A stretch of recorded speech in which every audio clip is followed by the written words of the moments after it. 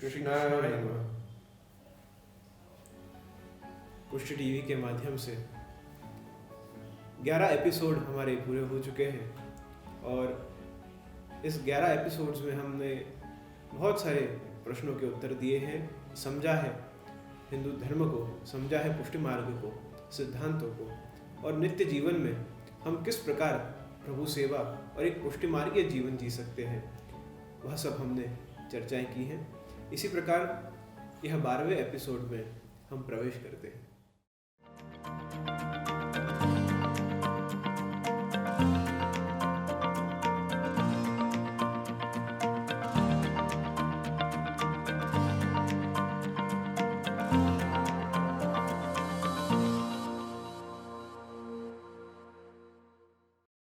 तो उसमें पहला प्रश्न प्रियांक मेहता पूछ रहे हैं, While doing Srinath ji Yamuna ji चित्र सेवा, we offer shringars like tipara, sehra and vastra like chakdar घेरदार to Srinath ji. So can we offer the same shringar to Shri Yamuna ji as well? घर में हम श्रृंगार करते हैं, सेवा करते हैं, तो जिस प्रकार श्रीनाथ जी की सेवा कर रहे हैं, जो टिपारा आदि, सहरा आदि जो श्रृंगार श्रीनाथ जी को धर रहे हैं, वस्त्र आदि जो धर रहे हैं, चाकदार आदि, तो वो हम श्री यमुना जी को भी वही श्रृंगार धर सकते हैं क्या? ऐसा आपका प्रश्न है। बहुत ही सुंदर प्रश्न है। कई वैष्णव इस कंफ्यूजन में रहते हैं कि यदि दोनों स्वरूप विराजते हों, श्रीनाथ जी के भी चित्र जी विराजते हों और श्री यमुना जी के भी चित्र जी विराजते हों, तो श्रीनाथ जी के सेवा में तो हम वस्त्र आदि सब धराते हैं, जिसमें घेरदार, चाकदार, धोती, आड़बन, परदनी, सूथन, पटका आदि अनेक वस्त्र के श्रृंगार उसमें होते हैं। ऐसे ही श्रीमस्तक के श्रृंगार में भी टिपारा, पाग, दुमाला आदि, कुल्हे आदि अनेक श्रृंगार हम श्रीनाथ जी को धराते हैं, परंतु श्री यमुना जी को क्या धराया जाए?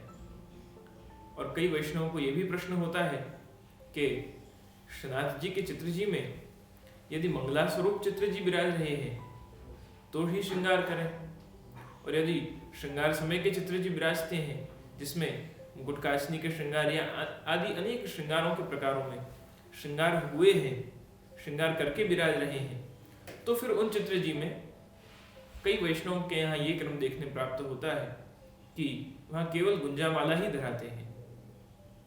तो श्री यमुना जी के क्रम में, श्री यमुना जी के चित्र जी में तो ये अवश्य ही निर्धारित है कि पहले से ही मुकुटकाचनी के श्रृंगार में श्री यमुना जी विराज रहे हैं, तो फिर वहाँ श्रृंगार करने का प्रश्न ही कहाँ आता है, क्योंकि आप तो पहले से श्रृंगार करके और 16 श्रृंगार सज के अपने प्रियतम प्रभु को रिझाने, प्रियतम प्रभु की सेवा करने पधार रहे हैं। अपितु वहाँ कोई और श्रृंगार का भाव नहीं, अपितु आप केवल श्री यमुना जी को गुंजा माला धराकर और सभी श्रृंगारों का जो सार है ऐसी गुंजा माला, वो आप श्री यमुना जी को धराइए। यदि आपके यहाँ चित्रजी भी श्रृंगार सहित विराज रहे हैं तो उनको भी कई वैष्णव आभूषण लगाव से धराते हैं, परंतु प्रयास करें कि चित्रजी के ऊपर आप भाव बहुत सुंदर है कि श्रृंगार करें, प्रभु को सुंदर वस्त्र धराएं, आभूषण धराएं, परंतु जब उनको बड़े करते हैं तब जो चित्रजी में काच होता है उस पर निशान रह जाते हैं, और फिर उन निशानों को हटाने के लिए अंगवस्त्र से जोर जोर से उसको रगड़ के लोग साफ करते हैं, तो उसमें प्रभु को श्रम होता है। इसीलिए यदि श्रृंगार करके ही प्रभु विराज रहे हैं तो केवल गुंजा माला धराकर, पुष्प की माला धराकर और आप सेवा कर सकते हैं। इसमें कोई अन्य आभूषण धराने की कोई आवश्यकता नहीं है। अगला प्रश्न निशि गुप्ता पूछ रही हैं। इनका प्रश्न है कि चरणामृत एक वैष्णव के लिए क्यों महत्वपूर्ण है, और दूसरा प्रश्न इनका है कि 2 तुलसी की कंठी पहनने का क्या महत्व है। दोनों ही प्रश्न का भिन्न भिन्न रूप से आप उत्तर दें। यह दोनों प्रश्न ऐसे हैं कि जब हम वैष्णव परिवार में जन्म लेते हैं और पुष्टि मार्ग को समझते हैं, उसको जब अनुसरण करने का प्रारंभ करते हैं, तो सबसे जो शुरुआत के स्टेजेस हैं वह ये बेसिक चीज़ें हैं। तो सबसे पहला प्रश्न है चरणामृत का। तो चरणामृत को जो हम समझें कि चरणामृत क्या है, तो चरणामृत वह श्री प्रभु के चरणों की रज है, जिन व्रज रज में, जिस व्रज भूमि पे प्रभु ने विचरण किया है, विविध लीलाएं की हैं, उस व्रज भूमि की रज वह चरणामृत है। और चरणामृत हर एक वैष्णव को, प्रत्येक वैष्णव को, चाहे आत्मनिवेदन हुआ हो या ब्रह्म संबंध हुआ हो या न हुआ हो, परंतु चरणामृत तो हर एक वैष्णव को लेना ही चाहिए, नित्य अवश्य ही लेना चाहिए। और जो व्रजरज होती है उस व्रजरज को झारी जी का श्री प्रभु के प्रसादी जल उसमें मिश्रित करके और चरणामृत सिद्ध किया जाता है, बनाया जाता है, और उसे ही थोड़ा थोड़ा नित्य रोज ऊपर से हम मुख में पधराएं, और जो हाथ में बचा हुआ जो रज है उसको आँख पर, हृदय पर और एवं मस्तक पे हम उसको ग्रहण करें, उसको लगाएं। तो यह चरणामृत ग्रहण करने का क्रम नित्य हमें हर एक वैष्णव को लेना चाहिए। चरणामृत के भी दो प्रकार हैं, एक तो यह व्रजरज रूपी चरणामृत है, और एक चरणामृत हम केवल झारी जी के प्रसादी जल को भी कहते हैं। जब हम नित्य चरणस्पर्श ठाकुर जी के करते हैं और चरणस्पर्श करके हम प्रसादी जल आपके झारी जी का चरणामृत स्वरूप में ग्रहण करते हैं, तो एक चरणामृत वो भी है। अकाल मृत्यु हरणम सर्व व्याधि विनाशनम देव पादोदकम कृत्वा पुनर्जन्म न विद्यते। तो वह प्रसादी यमुना जी का, झारी जी का आपके प्रसादी जल हम ग्रहण करते हैं, तो वो भी चरणामृत है। और एक रज स्वरूप, जो व्रजरज गुण मस्तक लगे तो मुक्ति मुक्त है जाए, जो रज में ऐसी क्षमता है कि जो मुक्ति को भी मुक्त कर दे, ऐसी अति पवित्र, अति पावरफुल हम कह सकते हैं प्रभु की, जिस पे असीम कृपा, जिस रज पे अपने चरणों की छाप जिस रज पे है, उस रज को हम नित्य ग्रहण करें। और बाह्य आंतरिक रूप से जो हमें पवित्र करता है, शुद्ध करता है, जो प्रभु सेवा के लिए इस देह को लायक बनाता है, वह चरणामृत है। तो नित्य जीवन में रोज हमें चरणामृत ग्रहण करना चाहिए, वह अनिवार्य है। दूसरे प्रश्न की ओर बढ़ें तो दूसरा प्रश्न है कि दो तुलसी की कंठी क्यों हम धारण करते हैं। तो ये दो तुलसी की कंठी धारण करते हैं इसलिए, पहली जो कंठी होती है वह नाम निवेदन की होती है। तो जब पुष्टि भक्ति मार्ग में प्रवेश करता है, कोई वैष्णव परिवार में जन्म ले, तो सबसे पहले उसको तुलसी की कंठी ग्रहण करनी होती है। पहली तुलसी की कंठी नाम निवेदन की है, उससे प्रभु दर्शन एवं भगवद नाम की आज्ञा प्रदान होती है।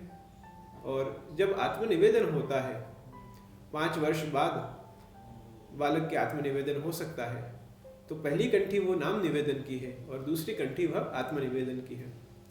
तो जब ब्रह्म संबंध ले तब दूसरी कंठी हम ग्रहण करते हैं।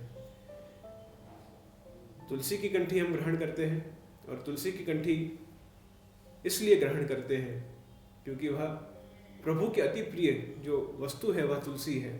इसलिए हम तुलसी की कंठी गले में धारण करते हैं कि जो सबसे प्रिय प्रभु की है वो चीज़ हमारे पास सदा विराजे, तो श्री प्रभु भी हमारे साथ सदा विराजेंगे। उस भावना से हर एक वैष्णव को इस प्रकार दोनों आत्मनिवेदन की और नाम निवेदन की दोनों तुलसी की कंठियाँ धारण करनी चाहिए। वो भी एक वैष्णव तरीके, एक वैष्णव के रूप में, वह भी हमारा एक उत्तरदायित्व है, हमारा वह भी एक नियम है। तो इस प्रकार चरणामृत और तुलसी की कंठी दोनों ही एक वैष्णवी जीवन में खूब ही महत्वपूर्ण रहती है। अगला प्रश्न इसी संदर्भ में, यानी कि कंठी के ही संदर्भ में भक्ति रस द्वारा पूछा गया है। वो पूछ रहे हैं कि अगर किसी कारण के वजह से कंठी बदलनी पड़ती है, लेकिन हमारे पास कोई और नई कंठी ना हो तो क्या करें। यानी सूतक आदि कोई बाधा आई हो, या आपको कहीं व्यवहार में ऐसे स्थान पर जाना पड़ा हो और वहाँ से आकर आपको कंठी बदलने की आवश्यकता है। नियम कहते हैं कंठी बदलनी है, परंतु आपके पास कंठी न हो तो क्या करें। और क्या पुरानी तुलसी कंठी को फिर से शुद्ध करना संभव है? अगर है तो कैसे कर सकते हैं? तो अगर किसी कारणवश कंठी बदलनी पड़े और उस समय कंठी उपलब्ध ना हो हमारे पास, तो उस समय हमें क्या करना चाहिए कि पहला उपाय तो यह है कि 2 तुलसी कंठी हम धारण करते हैं, एक नाम निवेदन की और आत्म निवेदन की। तो एक कंठी हम निकाल कर और उसके जो तुलसी के जो मटके हैं उसको नए सूत्रों में, नए धागे में उसको जोड़ें, उसको वापस पिरोएं और वापस कंठी उसकी बनाकर और पहले वापस अष्टाक्षर मंत्र 3 बार बोलकर और वह कंठी हम पहरें और फिर दूसरी कंठी वापस निकाल कर उसको भी ऐसे नए दौरे में जोड़कर और वापस वह भी 3 बार अष्टाक्षर मंत्र बोलकर वह भी पहने। तो एक क्रम तो यह कर सकते हैं। तो जो दूसरा प्रश्न था कि कंठी कोई सूतक आदि में या कोई ऐसी परिस्थिति आए कि बदलनी ही पड़े तो तब क्या करना, तो तब भी यह क्रम ले सकते हैं कि नए धागे में कंठी कर कर, पर दोनों कंठी एक साथ न निकालें, एक एक करके कंठी हम बदलें तो उस वो एक क्षण भी हमारे हृदय में से, हमारे गले में से वह कंठी दूर न हो। इसलिए ऐसा क्रम हम कर सकते हैं। और एक क्रम और ले सकते हैं कि जहाँ से भी हमें कंठी उपलब्ध हो, मंदिर हो, हमारा गुरुघर हो या तो कहीं पुष्टिमार्य साहित्य मिलता हो, वहाँ से थोड़ी बल्क में थोड़ी ज़्यादा कंठी लेकर और अपने गुरु के पास उसका स्पर्श करवा कर और वह कंठी हम अपने पास घर में रख सकते हैं कि जिससे कभी भी आवश्यकता पड़े ऐसी तो वह कंठी हम धारण कर सकें। तो इस प्रकार से हम क्रम ले सकते हैं। इसी प्रकार अगला प्रश्न चेरी दर्जी पूछ रहे हैं कि हूँ 13 इयर्स थी लड्डू गोपाल અને ચિત્રની સેવા કરું છું। દૂધ મિશ્રી ફ્રૂટ અને સ્વીટ્સ બનાવીને રોગાવું છું।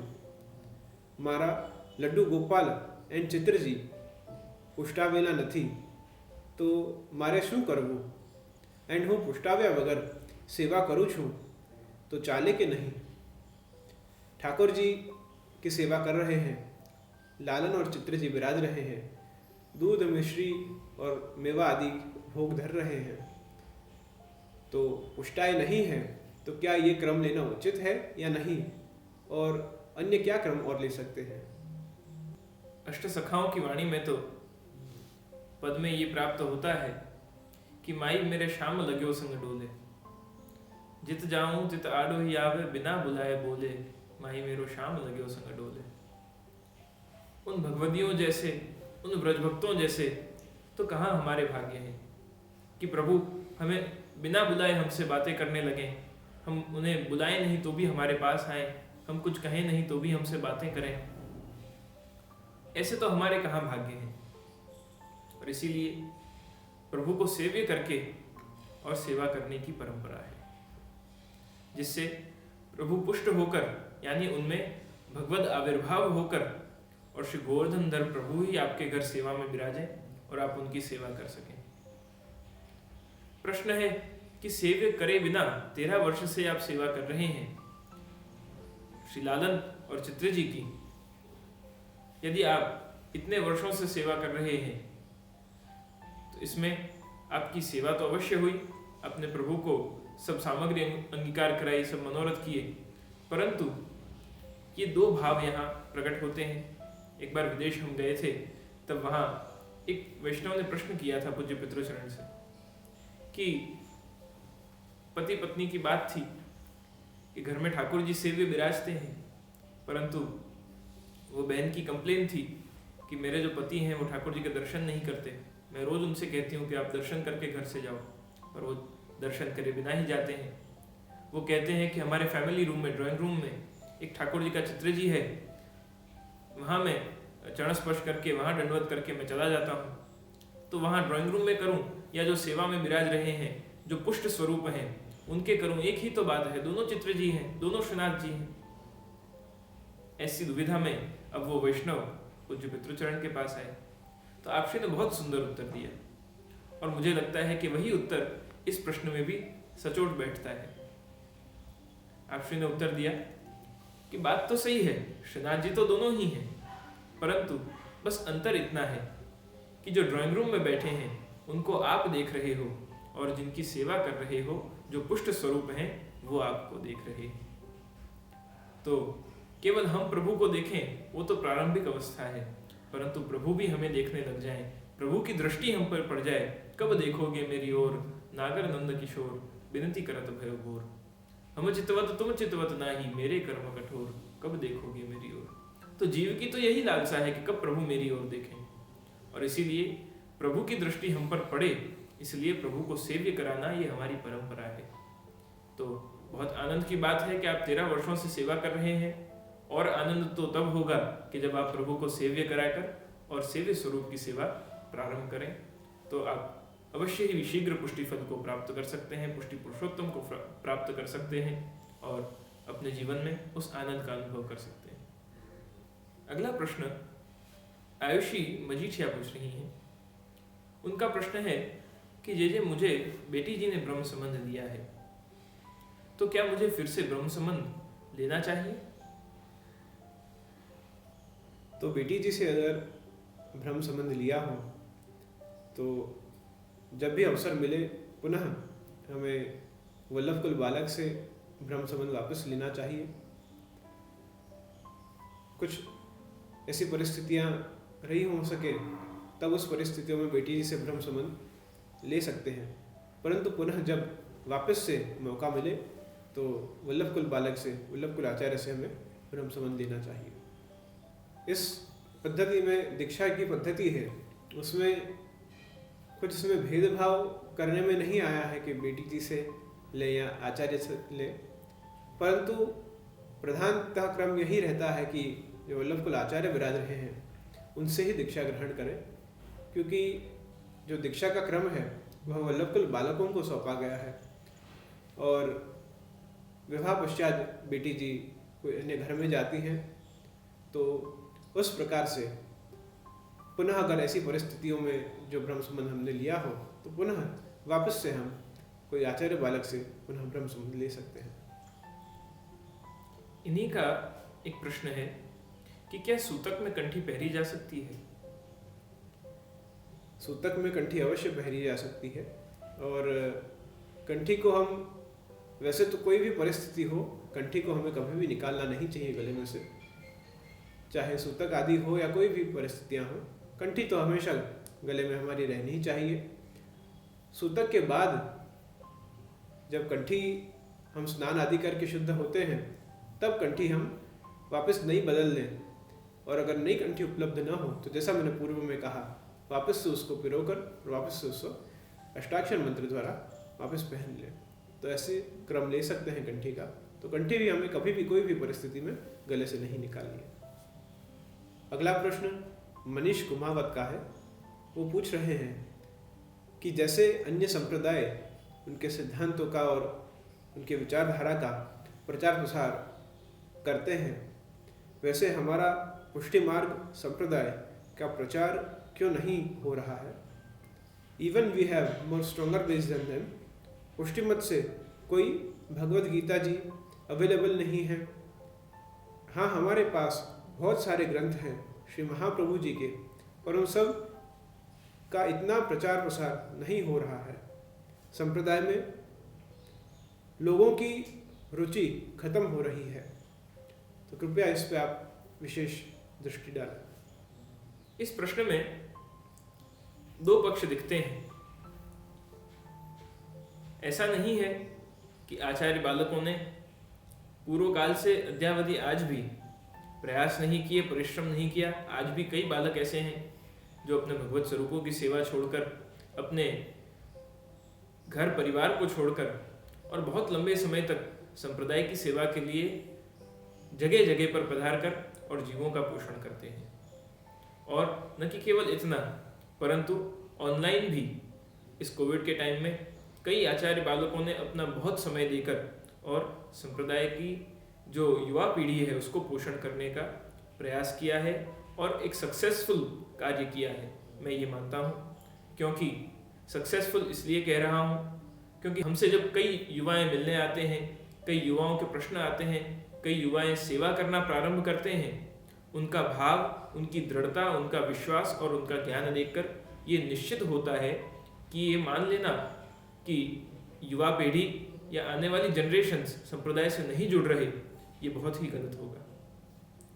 अवश्य ही लोग जुड़ रहे हैं, क्योंकि पुष्टि संप्रदाय जगत गुरु श्रीमद् वल्लभाचार्य जी ने इस प्रकार से प्रकट किया है, इस प्रकार से उसके सिद्धांतों को निरूपित किया है, जिससे वो पूर्ण विज्ञान से सम्मत है, पूर्ण प्रैक्टिकल है और आज के समय में उसे बहुत सहजता से, सरलता से जिया जा सकता है।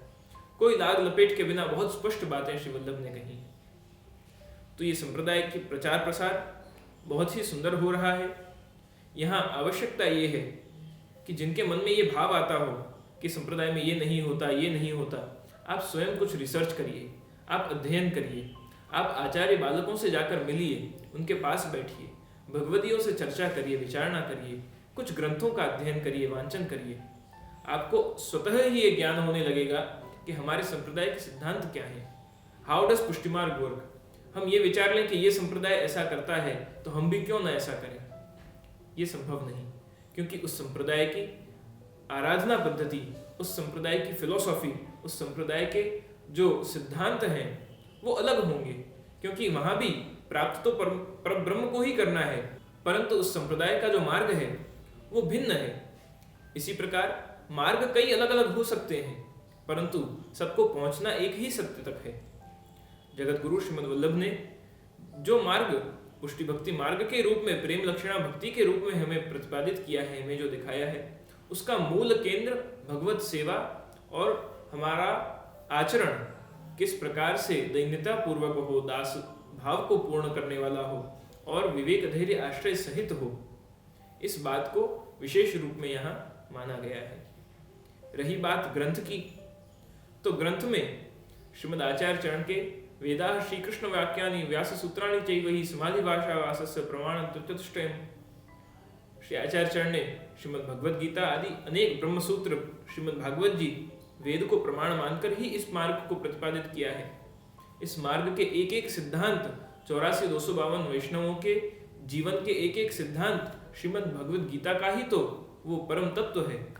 तो इस प्रकार षोडश ग्रंथों में भी और अन्य ग्रंथों में, निबंध आदि में भी किस प्रकार भगवद गीता के सिद्धांतों को श्री आचार्य चरण ने पुष्टि जीवन में इनकॉर्पोरेट किया है, उसको समझने के लिए हमें स्वयं भी प्रयास करके कुछ अध्ययन करना पड़ेगा, हमें स्वयं भी प्रयास करके और कुछ पूछना पड़ेगा, कुछ जानना पड़ेगा।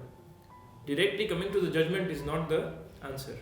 तो इस प्रकार हम खुद कुछ प्रयास करें कि हम कैसे, अगर आप मानते हैं कि हम पुष्टिमार्गीय वैष्णव हैं, हम पुष्टिमार्गीय भक्त हैं, श्री महाप्रभु जी के सेवक हैं, तो आप स्वयं भी एक वैष्णव के नाते, तुझे संगे कोई वैष्णव थाए तो तू वैष्णव साचो रे, तारा संगनो रंग न लागे त्यां सुधी तू काचो रे।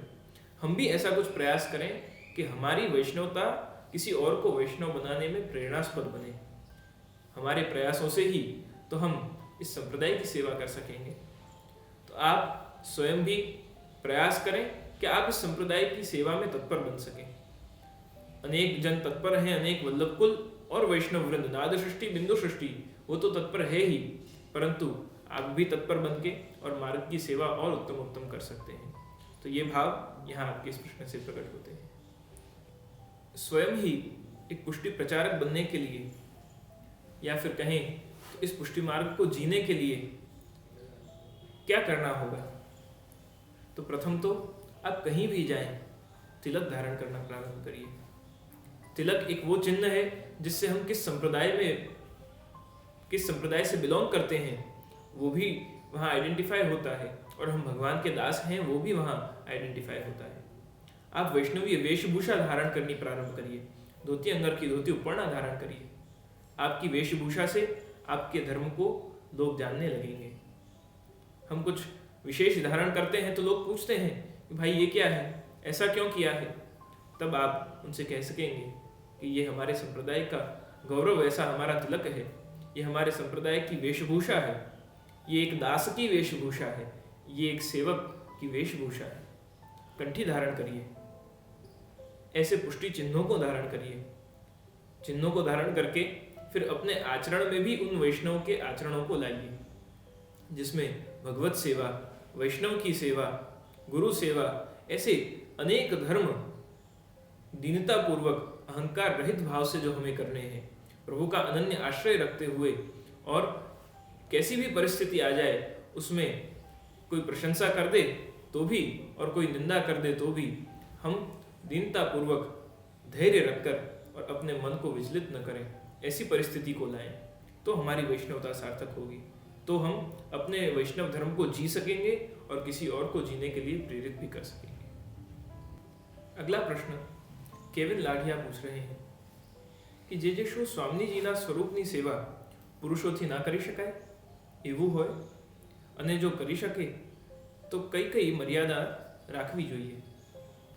પ્રાચીન ક્રમ એવો હતો કે પહેલાના સમયમાં કેવલ નિત્ય નિયમથી ઘરના જે સ્ત્રીઓ હોય નિત્ય નિયમથી જો યુગલ જોડીથી આપ ઠાકોરજી વિરાજતા હો તો સ્વામીજીનું પ્રધાનતા શ્રૃંગાર આદિનું સેવાક્રમ એ ઘરના લેડીઝ કરે અને જો એવું ના હોય અને આપને ભાવ હોય કે યુગલ સ્વરૂપની સેવા કરવી છે તો અવશ્ય આપ કરી શકો છો, એમાં કોઈ પણ બાધા કે ઉત્પત્તિ નથી.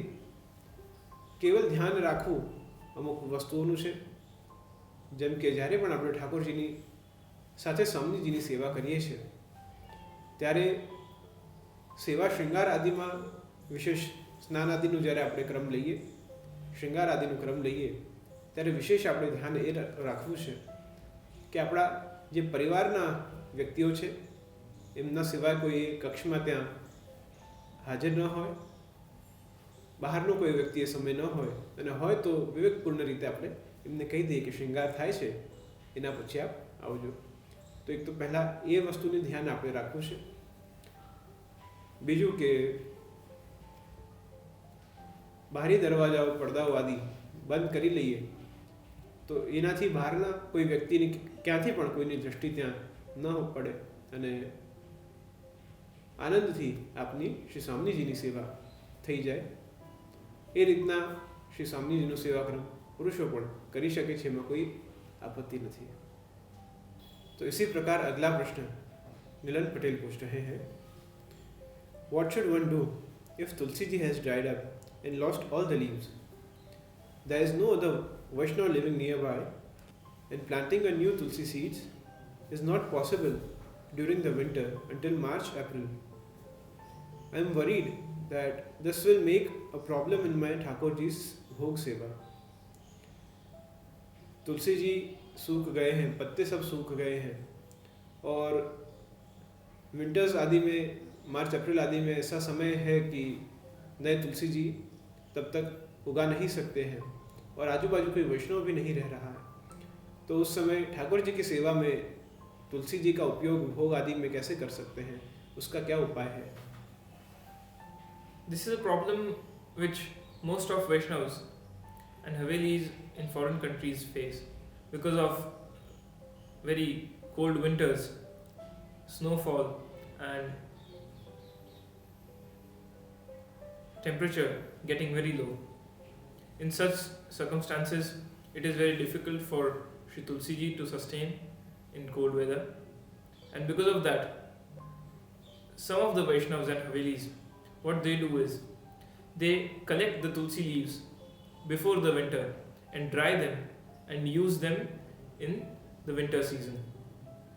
शीतकाल आए, विंटर आए, उससे पहले ही तुलसी जी के पत्र को आप वृक्ष पर से लेकर और उनको इकट्ठा करके और अपने पास रखिए, उनको सुखा दीजिए और सुखाकर उन तुलसी पत्र को इस ठंडी के मौसम में आप भोग सामग्री में पधरा सकते हैं. तो आपको विंटर आए उससे पहले ही थोड़े तुलसी जी कलेक्ट करना, जब सनलाइट हो, जब धूप होती हो, ऐसे समय में आप तुलसी जी कलेक्ट कर लीजिए और उनको सुखाकर आप एक कंटेनर में, एक डब्बे में अलग से रख लीजिए, जिससे आप नित्य ही शीतकाल में जब आपके पास तुलसी जी न हो तो आप उनका सेवा में विनियोग कर सकें. Second option is that if it is possible, keep the tulsi ji in a plant inside your house rather than exposing it to the winter, and if you can maintain the temperature light properly inside your house, inside your room, it would be much better. In that way it is possible that Tulsi ji may sustain the winters and you can use fresh Tulsi leaves in your Bhagavad Seva. तो इस प्रकार तुलसी जी घर में संभाल कर रखिए, उनकी सेवा करिए और यदि न हो सके, संभव न हो, तो पहले से ही तुलसी के पत्र को आप इकट्ठा करके सुखाकर और सेवा के लिए उनको अलग रख सकते हैं. तो भगवत सेवा में शीतकाल में यानी कि विंटर्स में आपको कोई प्रॉब्लम न आए. ऐसे ही कई अनेक प्रश्न युवा मित्रों के और कई वैष्णवों के अराउंड द ग्लोब से यूट्यूब की पुष्टि टीवी चैनल पर कमेंट्स में पूछ रहे हैं और इस 12th एपिसोड में बहुत ही सुंदर और नए प्रश्न का उत्तर देकर हमें स्वयं भी, मुझे और पूज्य ब्रातचरण को बहुत ही आनंद हो रहा है। ऐसे ही इस वीडियो के कमेंट्स में आप अपने प्रश्न पूछिए और अगले वीडियो में उनके उत्तर की प्रतीक्षा करिए। शुभम भवतु, कल्याणमस्तु।